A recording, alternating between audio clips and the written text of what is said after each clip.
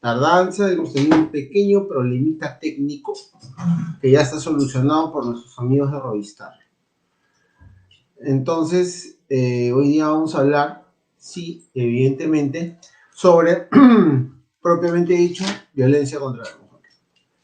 No, para eso agradezco de antemano su preferencia, agradezco de antemano el hecho que estén presentes y lo valoro. Me imagino que habrán también señoritas entre los presentes, ahora lo vamos a ver. Ahora, también quiero agradecer a los amigos de CIEP por invitarme gentilmente a este curso. Quiero hablar y vamos a hablar, no cuál va a ser nuestro temario del día de hoy, vamos a hablar sobre básicamente sobre los alcances de la 3364, la ley de violencia contra la mujer, ¿no? Y sus modificatorias. Básicamente, tenemos que hablar en un contexto, que es el siguiente.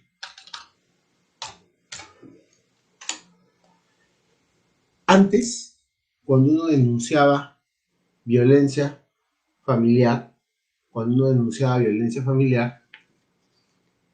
este hecho de violencia no existía una tipología que me lo asignara como violencia familiar. Ahora, etimológicamente, ¿qué es violencia doméstica? ¿Qué es violencia familiar?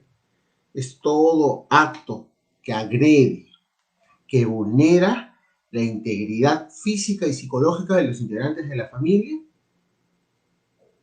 que no necesariamente tiene que ser la mujer, como hemos dicho, no necesariamente tiene que ser hombre o mujer, sino se podría haciendo una aplicación extensiva a los miembros del grupo LGTBQ. Ojo, y esto es importante, volviendo a lo que estábamos hablando. Somos un país machista por naturaleza, no tan machista como México ni Ecuador, pero sí somos machistas, como buenos latinoamericanos que somos. Ahora, cuando uno iba a la comisaría y denunciaba que su pareja lo había golpeado, esta, al no haber una tipología especial, se calificaba inmediatamente como delito o falta. Como evidentemente una cachetada, que puede ser tipificado como un maltrato de obra, porque es un golpe sin lesión, un puñetazo, un puntapié,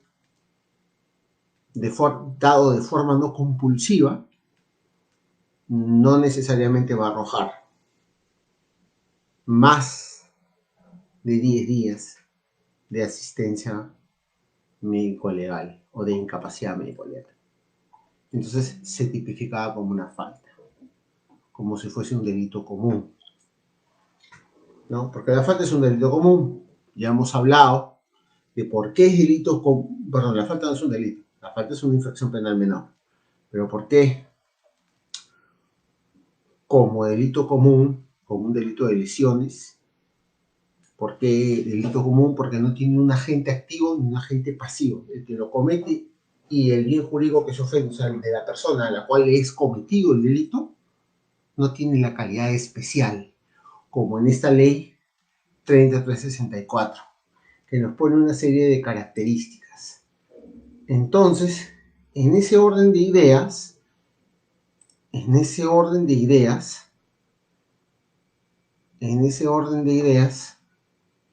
tenemos que hablar lo siguiente, que es interesante ponerlo.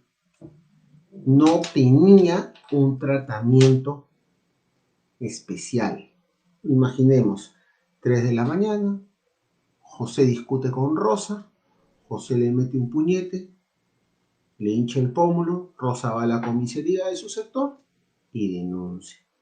Para empezar, las denuncias se las tomaban en la sección de investigación y de delitos de la comisaría. Toda comisaría tiene una sección de tránsito y una sección de familia. No en la sección de familia, no en una policía especializada que veía estos temas. Era una sección donde veían todo tipo de temas. Entonces el policía, trasnochado por el turno, le decía a la señora Rosa: ¿y tú qué has hecho? La pregunta de cajón, de rigor, la primera pregunta era, ¿y tú? Ni siquiera, ¿y usted qué hizo? Que tampoco vendría a ser el caso, sino cómo se dieron los hechos. ¿Y tú qué hiciste? Ahora, la respuesta a esa pregunta es, ¿yo tengo que hacer algo para que me peguen?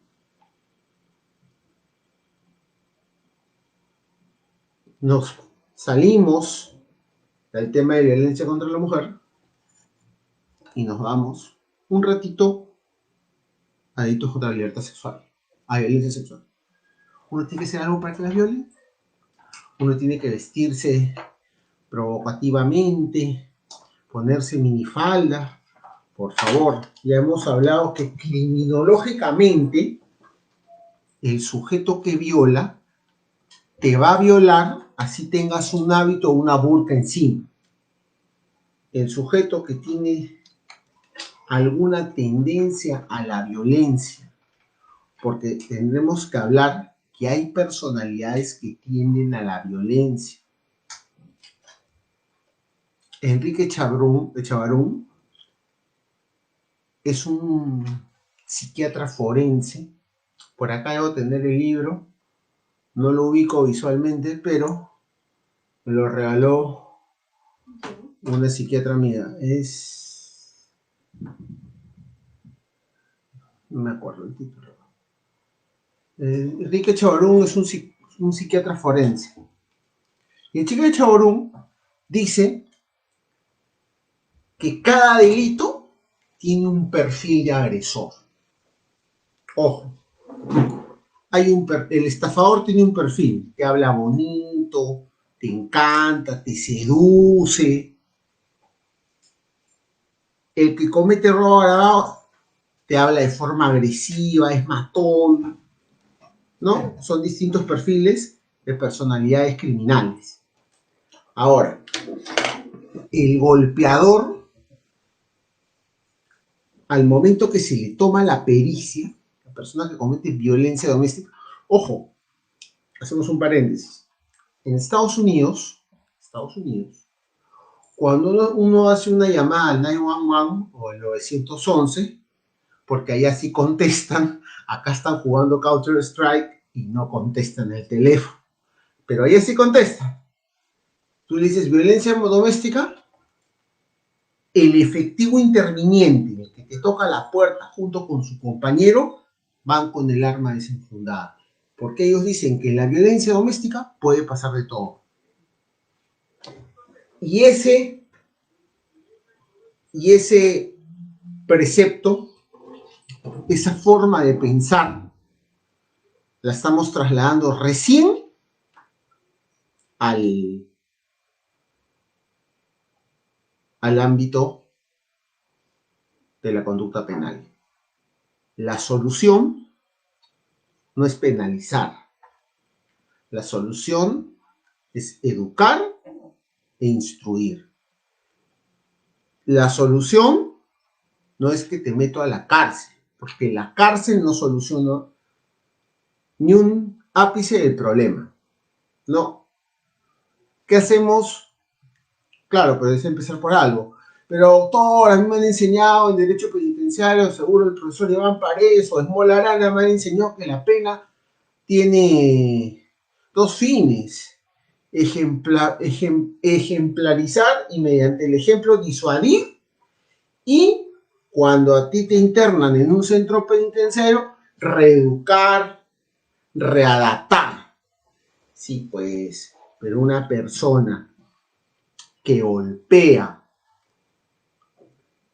porque tiene un problema de tolerancia a la frustración, un tema psiquiátrico y psicológico, no todas las personas que tienen un problema psiquiátrico y psicológico son tendientes a la violencia, ni es una condición precipitadora para la violencia. Claro, el tema va por otro lado. El tema va porque hemos pasado que antes no le hacían caso a las mujeres. y nada de lo que decían era considerado y tenía una tipología ni un tratamiento especial. Ahora, todo lo que dicen es considerado violencia, que tampoco es, porque esa no es la solución al problema. Yo tengo una novia, una hermosa novia, que está acá delante mío. Yo discuto con ella, y le digo, eres fea. Imaginemos, porque yo no discuto. Bueno, tenemos discusiones como toda pareja, pero no de fondo. O le digo, imaginemos, no me gusta el color de tu tinte, por decirlo, ¿no? Que suena un insulto tonto como los que decía Wendy en Pataclown. Cabeza de ojo con pelos. Ya. Me ha ofendido en mi dignidad. Va a la comisaría y dice, no le va a decir lo que le ha dicho el policía. Le va a decir, me ha insultado y ha herido mi dignidad de mujer. ¿Mm? Ahora, todo acto que aparente insulto es lesivo. No tendría que haber un filtro, empezando por el primer filtro que tenemos para todo tipo de denuncia, es la policía. Ojo, si usted le cuenta que le dijo a su pareja cabeza de ojo con pelos, el policía le va a decir, ¿sabe qué, señora? Eso no constituye violencia. La señora va a agarrar su celular, va a llamar a la línea 100 y va a decir que el suboficial o el técnico que estuvo de turno no le quiso recibir la denuncia. ¿Mm? Toda denuncia tiene que recibirse. Así no sea competente esa comisaría, porque es un tema de violencia. Mire cómo hemos innovado en violencia. Tiene que recibirse en la comisaría. Hemos tenido que esperar que todos nuestros miembros de la familia los trituren, los masacren, para, por primera vez en la historia de nuestro amado Perú, innovar una ley de violencia familiar, donde no interviene usualmente el representante del Ministerio Público, no ser que sean menores de edad, donde, a grosso modo, las medidas de protección se dan inaudita pars, sea de forma provisional y sin audiencia, basados en la famosa ficha de valoración de riesgo y basado ¿en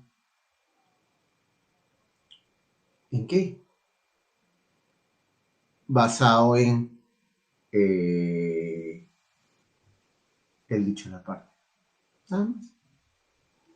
Lo que va a revisar, lo que va a calificar el juez de familia o juez especializado con subespecialidad en procesos de violencia y ese nombre pomposo, solamente va a calificar documentos. Y ya tenemos un antecedente, que no es lo mismo calificar documentos a calificar personas o calificar en audiencia. Ojo, tenemos un antecedente en lo que es materia penal, el famoso mandato de detención, que se calificaba solo el documento y no se abría la causa a audiencia. Acá, ¿qué tenemos? Tenemos que evidentemente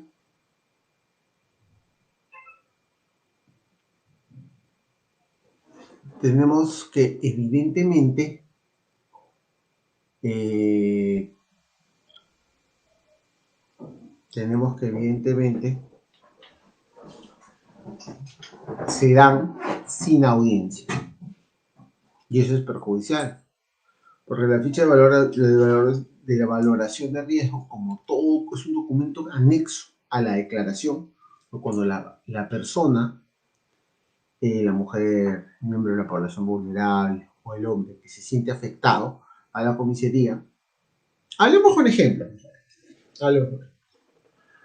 Nosotros teníamos un caso en el estudio de un señor X con una señorita X. La señorita X dijo que el señor X la había humillado en su dignidad de mujer, la había maltratado, la había gritado y la había amenazado de muerte. Eso es lo que fue a decir a la comisaría X. Lo que fue a decir. Ya recibieron su denuncia, le hicieron firmar la ficha de valoración de riesgo. La ficha de valoración de riesgo salía con riesgo alto. Porque había puesto sí a todo. Y salía con el puntaje más alto. Y eso se calificaba o se materializaba como un riesgo latente. O sea, prácticamente la señorita, en realidad señora, estaba en peligro de muerte. Que no era así. El tema es que como ella se quería ir de la casa, utilizó de pretexto la violencia para tener una razón para irse. Fue a la comisaría, regresó, agarró su vástago y se lo dio. Fue a la comisaría y este procedimiento se subdivide, porque no solo va al juzgado y va a las nuevas fiscalías que han creado de violencia contra la mujer.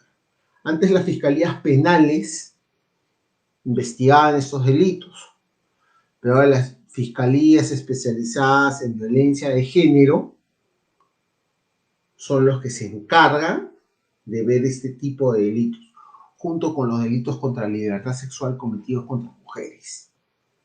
Son competentes. Entonces, al llegar al juzgado, yo voy y hablo con la jueza. Fui a buscarla 3 veces. Las 2 veces me recibió el asistente y la tercera me recibió la jueza. Yo hablo con la doctora y le digo, doctora, mire, el tema es el siguiente, que hay un tema de trasfondo.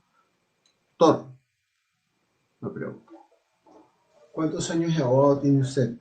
Bueno, yo por los 12, casi 12 años de abogado.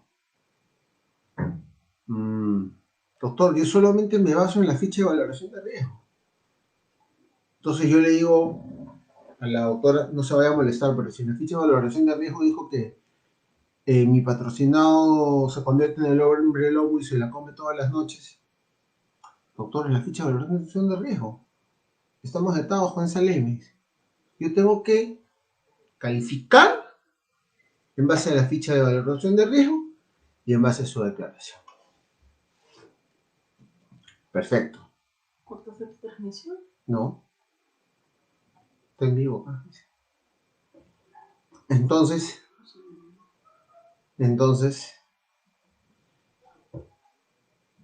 ¿dónde queda la parte humana de las intervenciones judiciales? Hemos retrotraído, hemos debilitado al Ministerio Público y hemos vuelto todopoderoso al juez, solamente basándose en documentación policial. No estoy criticando a la policía. Hay buenos policías, hay malos policías, pero mayormente hay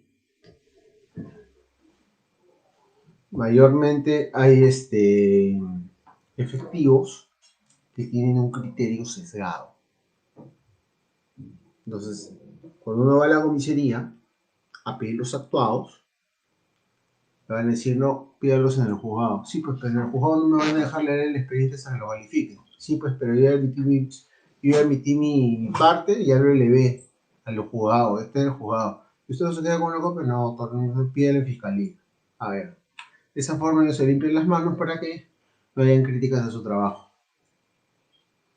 No, entonces, ahorita vamos a entrar en mi otra pantallita, vamos a entrar a analizar punto por punto esta ley 30 364.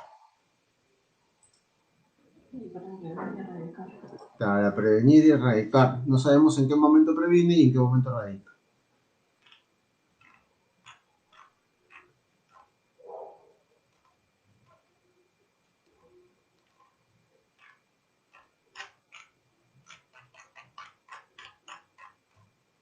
A ver, denme un segundito.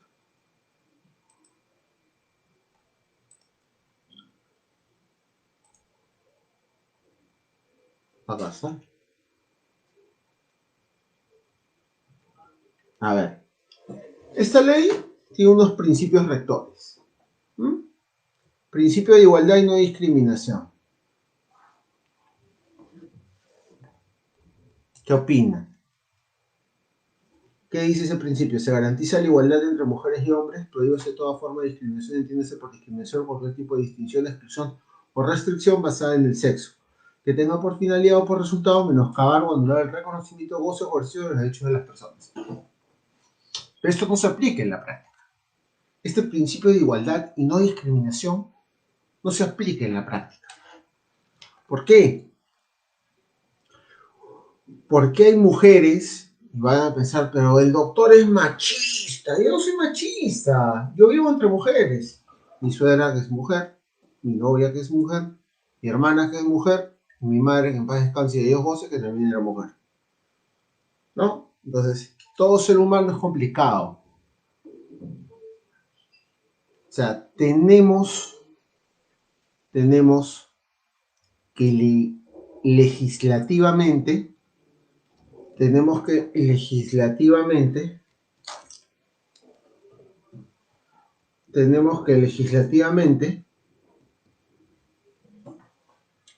hay igualdad. Pero tenemos un artículo del diario Ojo, que no es mi diario favorito, porque yo leo el Trump, mentira, que 862 hombres son violentados por sus parejas.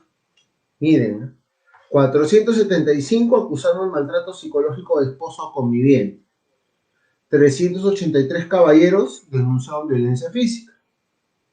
4 individuos indicaron a su mujer de crueldad sexual. Suena gracioso, por acá hasta que se ríen, pero no es gracioso. Ahora, ¿qué entenderán por crueldad sexual? ¿Mm? Eso tendríamos que leer la respectiva acta de denuncia para saber. Principio general, cuando una mujer denuncia, y lo estoy hablando desde el punto de vista procedimental o procesal, como quieran llamarlo, tiene más peso que si un hombre denuncia. Un caso, les voy a contar, que conocí. El señor y la señora se separan el 25 de octubre. El 26 de octubre va la señora a la comisaría y dice, me estoy separando por disparidad de caracteres. Perfecto. Se siente el acta, se firma y la señora se va a su casa con la broma de su mamá. Estamos 26 de octubre. El 28 de octubre regresa a molestar a la misma comisaría y dice, señor, ya no es retiro voluntario, es retiro forzado. Ya, señora, se le hace un otro ampliatorio a la misma denuncia. Se retira otra vez, se va en su escoba. El 30, para Halloween, regresa a la misma comisaría y le dice al policía, ya no es retiro forzado, no es retiro voluntario, sino es violencia familiar. Psicológica, física y patrimonial. Así lo tipifica. Entonces, yo hago una pregunta en base al análisis de este principio de igualdad y no discriminación. Si no hubiese discriminación y si hubiese igualdad, ¿por qué se le tendría que creer? ¿No? Desde el punto de vista procesal. Si yo voy a una comisaría, acompañada de mi señora madre, de mi señor padre, de mis hermanos, a denunciar un hecho, desde un principio digo, señor, es violencia. ¿No? No espero 3 días después hacerle 2 ampliatorios a la misma denuncia, ¿para qué? Al tercer ampliatorio recién decir violencia, ¿no? Y la policía, ¿por qué? Porque consideran que la mujer, como lo quieren plantear en esta ley, cual yo no estoy de acuerdo, no en la ley, sino en algunas partes de la ley, en que la mujer es vulnerable. Yo pienso que la mujer tiene los mismos derechos, inclusive hay una sobredimensionalización de los derechos de la mujer. ¿Por qué? Doctor, usted está siendo machista, van a venir las feminazis y me van a pintar la puerta. No, no es así. Si va una pareja a denunciar a una comisaría que A le pegó a B y B le pegó a A, fuera de que ambos se van a quedar detenidos porque es una agresión cruzada, y ahorita lo vamos a explicar por qué agresión cruzada y por qué se quedan ambos detenidos. La policía de turno o el policía de turno que necesariamente en algunas secciones de familia son mujeres, le va a creer. Le va a creer. Lo primero que van a hacer, ir a recogerlo al supuesto agresor para que se vaya a la comisaría, ponerle los billetes de seguridad y ponerlo a disposición del Ministerio Público. Eso es lo que se va a hacer. Ahora, ¿hemos mejorado como país con esta ley? ¿O hemos, por querer mejorar un problema, hemos creado otro? Que así como hay hombres mentirosos, también hay mujeres mentirosas. ¿Hay denuncias calumniosas? Sí. ¿Hay falsas denuncias? Sí. Me imagino que acá algunos serán fans de Andrea Llosa y habrán visto en alguna oportunidad Andrea o Nunca Más. Siempre hay mujeres que dicen en el programa, yo lo denuncié por violencia. Y Andrea contrainterroga y dice, un momentito, yo te grabo con mi cámara y el señor nunca te insultó y nunca te levantó la mano. ¿Por qué mientes? ¿No?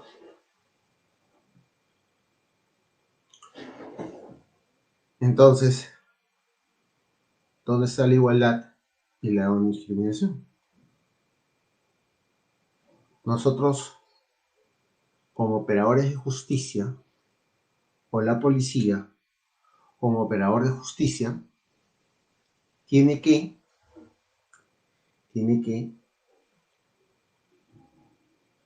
obviamente, procedimentalmente, tiene que recibir la denuncia. Ahora, y eso ya no está en manos de la policía, porque si la policía no recibe la denuncia, lo van a denunciar, lo van a quejar a inspectoría. Después tenemos el principio del interés superior del niño. Ya sabemos, en los casos de violencia contra las menores, o los casos de tenencia, o los casos de alimentos, siempre va a primar el famoso best support of the child, el famoso interés superior del niño, que es lo que es más beneficioso para el menor. Recordemos, nuestro Código de Niños Adolescentes enmarca que el niño es hasta los 12 años y de 12 a 18 ya es considerado adolescente. Entonces, si usted tiene en su casa Un menor de 9 a 10 años todavía es niño. Y hasta los 18 se rigen por el Código de Niños Adolescentes.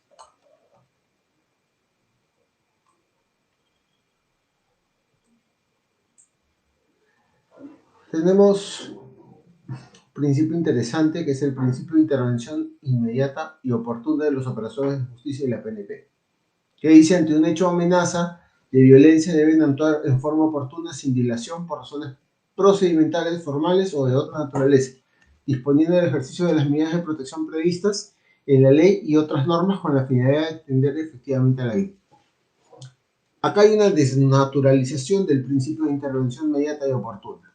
¿Por qué? ¿Toda persona que denuncia es víctima? ¿Toda persona denunciada es agresor? Esa es una buena pregunta. Toda persona que denuncia no es víctima, ni toda persona denunciada es agresor. Ahora, desde un punto etimológico, ¿qué es una denuncia? La denuncia es un dicho, nada más. Es un dicho. Vertido, vale la redundancia, ante la autoridad pertinente, ante el operador de justicia. Eso es una denuncia. No deja la calidad de chisme. Puede ser un chisme, sí, puede ser un chisme. Solo que ese chisme se dice ante la autoridad competente. Llámese Policía Nacional del Perú, PNP, autoridad fiscal. Ya. Tenemos un dicho. Los dichos pueden ser verdad, como pueden ser falsos. Y acá no me van a dejar mentir. Entonces, si yo voy a una dependencia policial y digo, mi mujer me pega, necesariamente lo que yo digo va a ser cierto. No, tiene que estar sometido a investigación. Claro. A una investigación prejurisdiccional, a una investigación con garantías, a no ser que sea flagrancia. Hay víctimas reales y víctimas ficticias. Cuando lo que persiguen es el ánimo de venganza. Ahora, ¿cuáles son las salidas? ¿Cuáles son las salidas para que lo que han querido hacer es evidentemente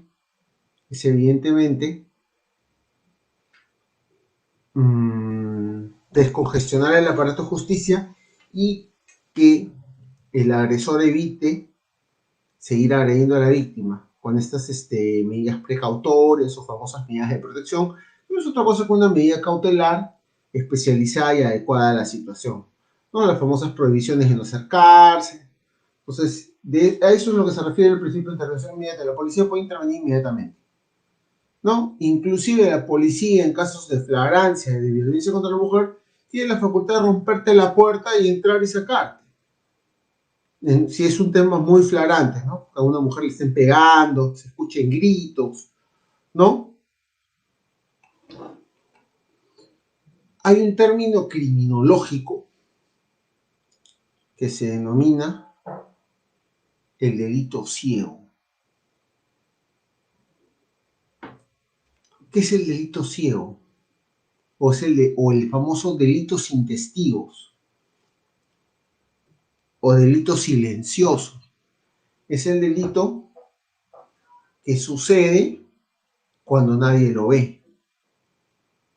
Y ese es el caso de las violencias contra los grupos vulnerables. No, que puede ser hombre o mujer. Pero a esta ley le han puesto específicamente ley contra las mujeres y los integrantes del grupo familiar, que a mí me parece que su nombre per se ya es discriminatorio y va en contra del principio de igualdad y no discriminación. Porque debería decir ley para prevenir, sancionar y erradicar la violencia contra los integrantes del grupo familiar, no contra las mujeres, sino contra los integrantes del grupo familiar. Y también deberían incluir a la población LGTBQ, que es un grupo de riesgo. Ahora, ¿Mm?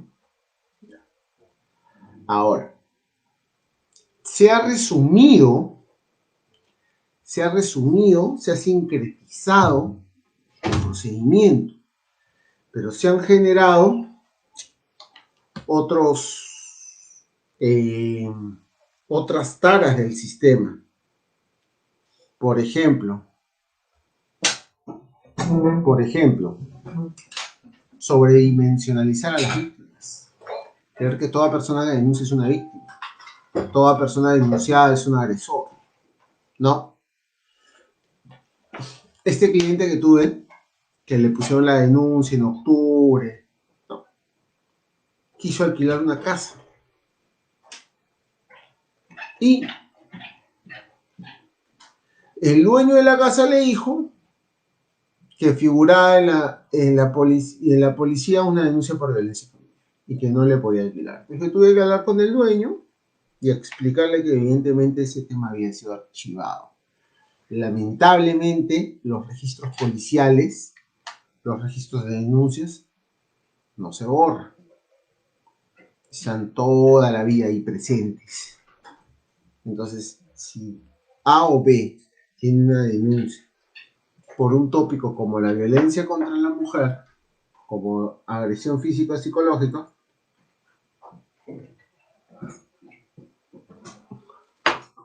eso es una forma de discriminación que debería ser erradicada de tal forma que esos registros policiales, al momento que se archiva la denuncia, se borran. Unas personas dicen que se puede borrar, otras personas dicen que no.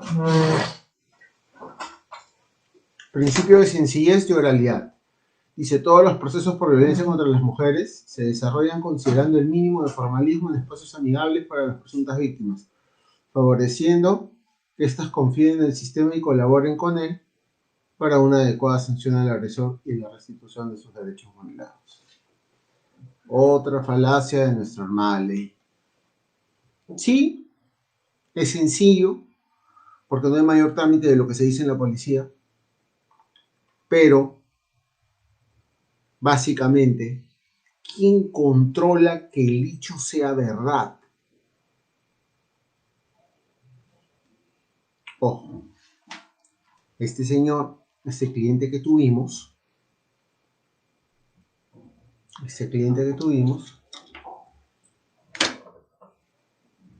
les dieron su medida de protección, le sacaron su medida de protección, que decía prohibición de acercarse, pero ella era y es la madre de su hijito. Cada vez que el hombre iba a ver a su hijo, tengo medida de protección.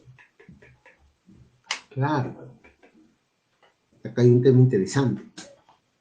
Pero la medida de protección no debe interferir entre la relación paterno-filial. Y unos jueces lo ponen. La medida de protección no debe interferir en la relación paterno-filial.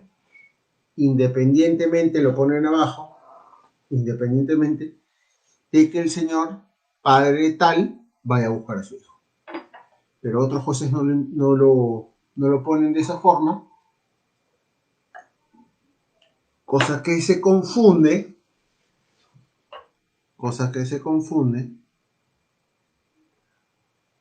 y al momento que va a buscar a su hijo,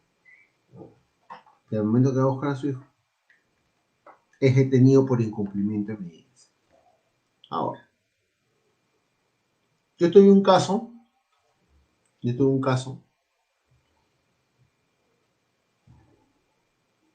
la vecina A tenía medidas contra la vecina B. Y la vecina B tenía medidas contra la vecina A. Ambas, en cruzado, a lo que me refería dicho anteriormente, tenían medidas de protección. Ambas. Ya. Fueron a instalar un medidor, porque la casa tenía medidores, un medidor para todo, por favor, instalar un medidor. Y esta señora, nuestra clienta, vivía en el segundo piso. La persona conflictiva vivía en el tercero. La señora estaba en la puerta de su casa, mirando cómo instalaban su medidor. Llega personal de Luz del Sur, instala el medidor, y la señora, por decirle de alguna forma revoltosa, baja y empieza a botar a Luz del Sur. ¿No? Que es una forma indirecta de ejercer violencia contra el cliente. Ahora, ahora, ahora.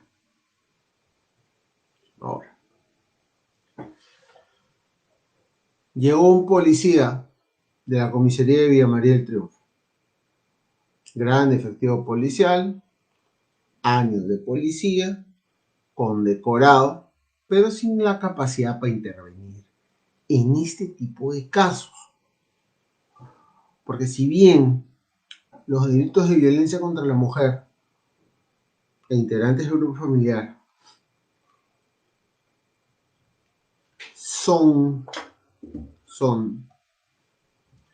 investigados por el área de familia, cualquiera puede intervenirlos.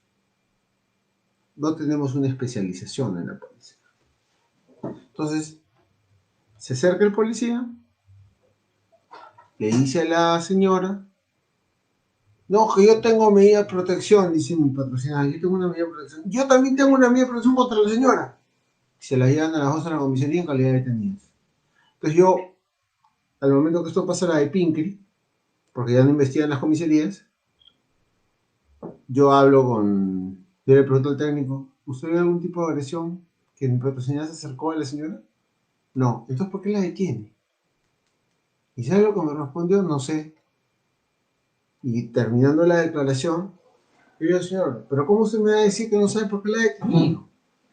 Porque si tú detienes, es porque estás convirtiendo flagrancia, o en este caso específico, estás incumpliendo una medida de protección.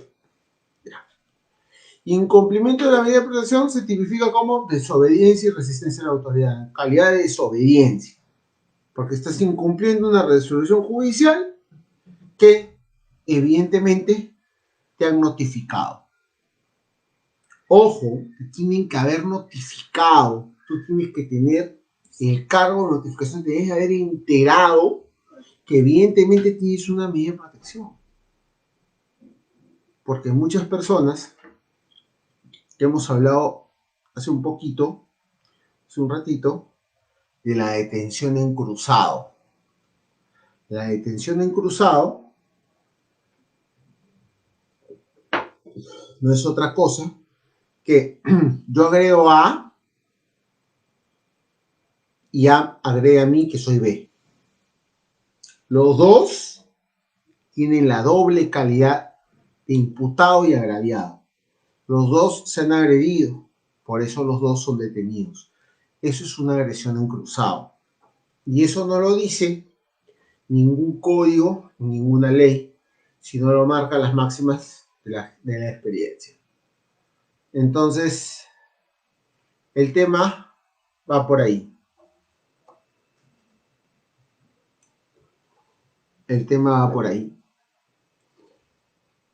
Hablé con el fiscal de familia y el fiscal de violencia. El fiscal de violencia me dice, doctor, pero está bien detenida. Doctor, disculpe, le digo, pero eso no está, yo no he hecho absolutamente nada y ahorita podrían interponerle una habeas corpus si quisiera, pero como va el Poder Judicial, la habeas corpus me va a resolver el otro año con sustracción de la materia.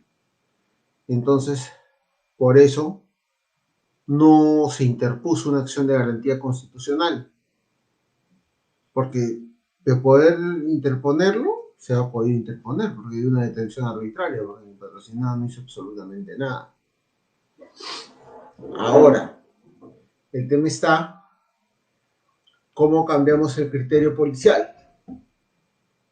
No lo hemos cambiado en materia del antiguo código, con el nuevo Código Procesal Penal, cómo lo cambiamos con esta ley de violencia, cómo lo adecuamos a los nuevos tiempos, ¿no? Entonces eso es más o menos la experiencia que yo he tenido y he podido recopilar en materia de violencia contra la mujer.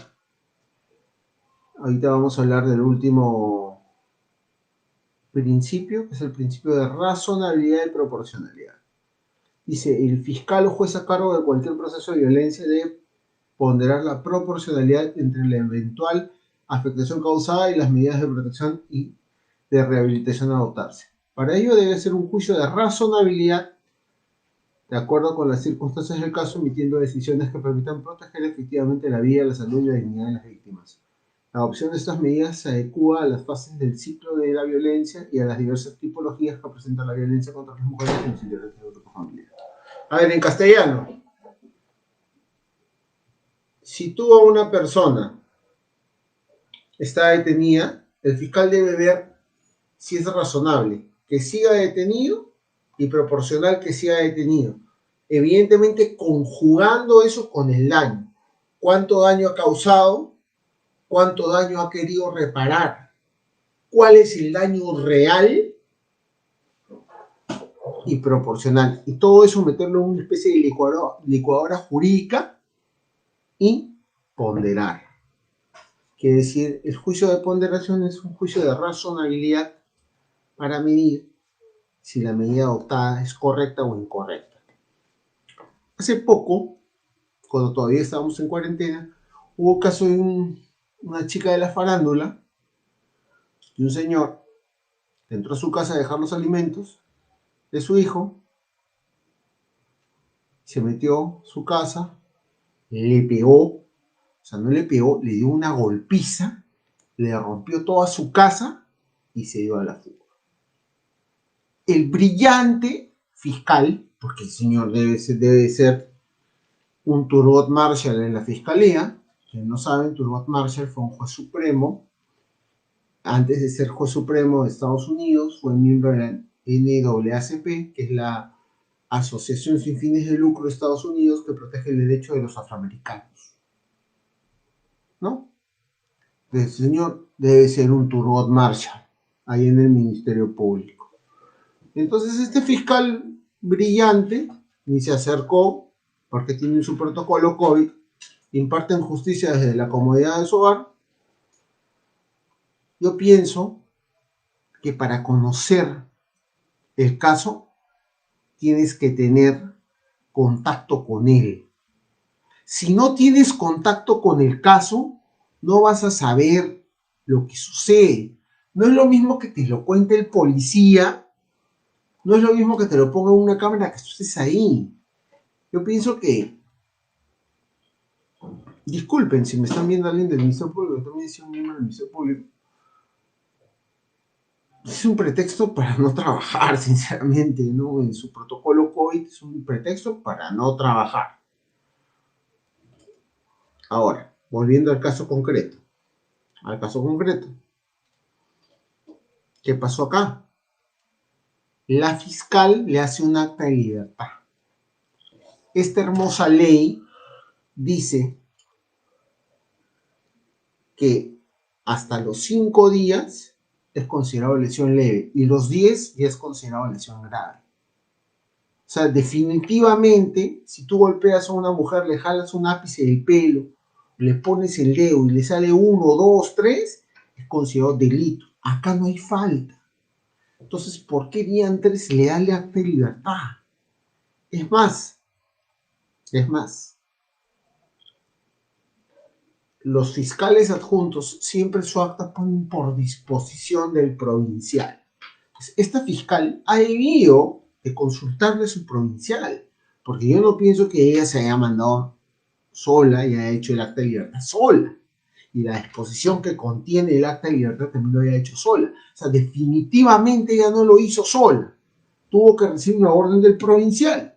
El provincial le ha dicho, la libertad, que lo cite la policía, porque si le siga pegando, entonces lo que se quede evitar acá, mediante sencillez, oralidad, razonabilidad, proporcionalidad, es que un tema de violencia se convierte en un tema de homicidio. Por eso hemos dicho primigeniamente que en Estados Unidos los temas de violencia son tocados con la punta de los dedos, porque de la violencia se puede esperar cualquier cosa, ¿no? Aire por aquí. Gracias, acá me están abanicando. Entonces, tenemos que, evidentemente,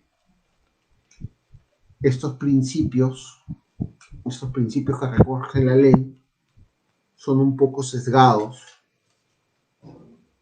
a la realidad, ¿no? Y lamentable, pues, que siempre le crean más a un actor que a otro por el género. Lo mismo sucede con los miembros del LGTBQ. ¿Por qué? ¿Por qué sucede esto? Imaginemos que un transvesti, un transformista que se dedica al trabajo sexual es golpeado salvajemente por su cliente y va a denunciar. Lo primero que va a hacer el operador de justicia es, cabrón, le va a decir, ya, pasa. Por eso no quieren denunciar. Yo pienso que esta ley debe ser, o está haciendo, o está poniendo los hitos para una inclusión, ¿no? Entonces, yo pienso que evidentemente le falta y se tienen que reformar algunas cosas. Estamos regresionando en vez de avanzar, porque hemos convertido a nuestro juez de familia o juez con subespecialidad en violencia de género en un juez todopoderoso y en un notario. Solo da fe lo que dice la policía. Eso vamos a verlo la próxima sesión. Vamos a hablar más de esta ley, súper interesante. Espero les haya gustado, espero se hayan divertido tanto como me he divertido yo, porque para mí dictar es un placer. Aprender, porque uno no tiene que aprender aburriéndose, sino puede aprender divirtiéndose. Bueno, muchachos, esto ha sido todo por hoy. Otra vez agradecer a los amigos de CIEP por tenerme presente, como yo los tengo presente en mi corazón. Gracias, buenas noches.